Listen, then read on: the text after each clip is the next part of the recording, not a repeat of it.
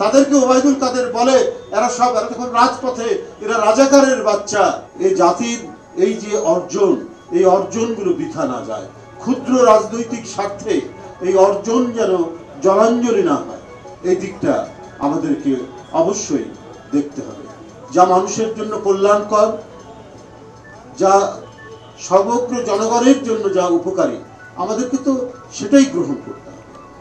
আজকে নানাভাবেই আমরা দেখেছি যে অধিকার রক্ষার জন্য, যে সাম্য মানবিক মর্যাদা প্রতিষ্ঠার জন্য ৭১-এর যুদ্ধ হয়েছে, যুদ্ধের পর মানুষ কিন্তু সেটি পায়নি, বারবার জনগণ বঞ্চিত হয়েছে।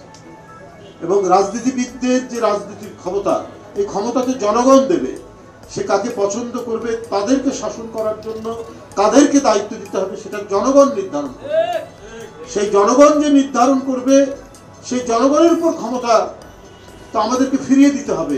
এই জন্যই তো লড়াই। হাসিনার মতো একটা দুর্বৃত্ত, সে শিশু, বাচ্চা, আহাত, তাকে হত্যা করতে দ্বিধা করেনি। মানবাধিকার, জাতিসংঘের মানবাধিকার সংস্থার যে রিপোর্ট আপনারা পড়ে দেখুন, তারা যে তথ্যটা নিয়ে এসছে, সে তথ্য কত রক্তহীন করা তথ্য।